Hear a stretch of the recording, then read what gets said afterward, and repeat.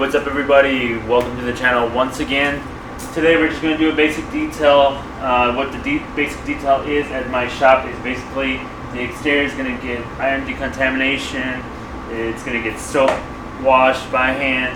It's going to get iron decon on the wheels, and then clay bar on the paint, sealant on top to protect all that, and then the interior gets vacuumed, steamed, and basically just cleaned all the way through, and then dressed as well. So it's a pretty basic detail, but I just thought I'd make a video just so you guys can see my process, and it's just a cool truck to do it on. So let's get it right into it. Alright, so starting first, I like to address the wheels and the tires. For off-road vehicles, 4x4, stuff like that, something that might have got mudding, I really pay attention to the tire wells. Make sure you knock everything out of there. For the wheels themselves, just a little bit of iron deposit remover. Let it dwell for about 30 seconds, agitate it, and then just go ahead and rinse it off. At the same time, at the very beginning, I like to do the iron deposit remover on the body of the car as well. So in this case, I had it dwelling for about 45 seconds, and I just come back with a microfiber that I have specific for that, and I agitate everything, and then I rinse it all off. After I've done all that is usually when I'll come back with my foam gun, just foam everything nice from top to bottom, just get it fully dwelled up in soap. This will help elevate anything that might still be on the surface a little bit.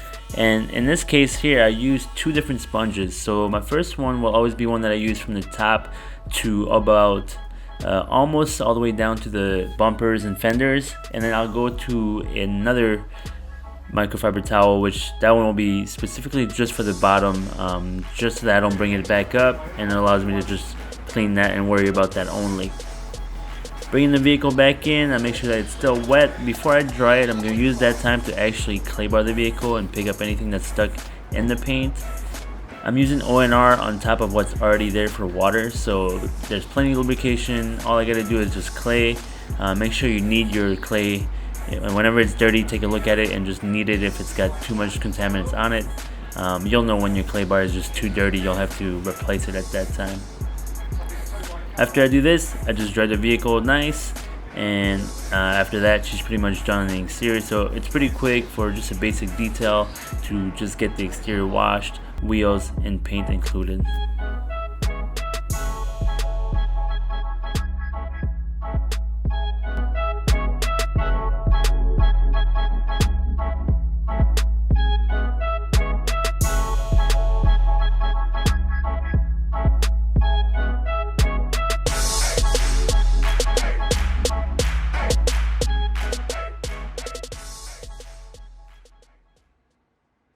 Okay, moving on to the interior. The first thing I do is I always take all the mats. Now, if they have WeatherTech, it's great. It just makes your job a little easier. Generally, the carpet below the WeatherTechs are always going to be pretty clean.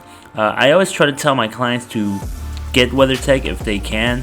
I just think it just works really, really well, and it's going to preserve their carpet for the longevity of their car. So, all-purpose cleaner, brush on a drill, really simple. I'll do this, rinse them off, and then I'll just hang them and let them air dry while I just work on the rest of the vehicle. But always go on the carpets and the WeatherTechs first. Now you can just deal with the interior. Generally, this will still be wet for the door jambs. I can just go in there, wipe everything down. For doors and sides, I like to use steam. Now with steam, you just gotta be mindful. Don't point your steamer too close to fabric. You wanna just utilize the vapors from there as well as the water that's coming out of there to kind of use it as a cleaner. Now, you might want to use all-purpose cleaner as well. I like to dilute it 1 to 10 for an interior surface. I just don't want it too aggressive. I just want it to just do a little bit of work. There are going to be times where you are going to need a stronger concentration of it. You'll know when you need those times. I like to come in and I just vacuum everything as a first initial pass. This is where I'm looking to pick up all the big debris that's still on the carpet. Now as you can see, I just started on this truck and it's already looking pretty clean.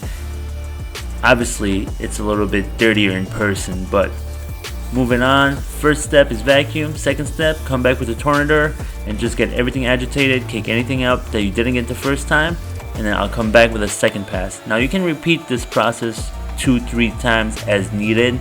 Generally twice is plenty for me, but it just depends. Some vehicles are harder than others.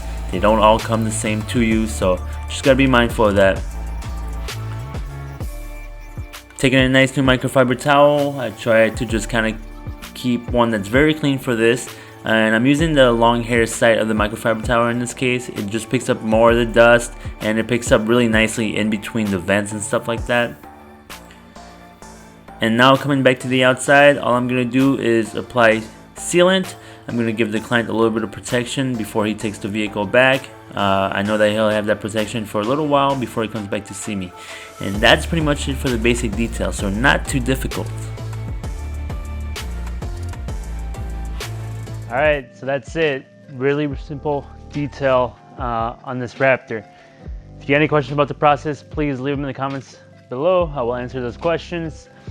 Overall, about 2.5 hours total. It took me a little bit longer than that because it was the only car I had in the shop, so I just kind of took it a little bit easier. Client doesn't come back till later in the day, so I just took my time a little bit. But very simple detail. The car is very clean already to kind of start with. The owner is just a good, meticulous owner, and good for him. So that's it. So like the page, subscribe to this YouTube channel if you enjoyed it, and make sure you share this with your friends and family. All right, thank you very much.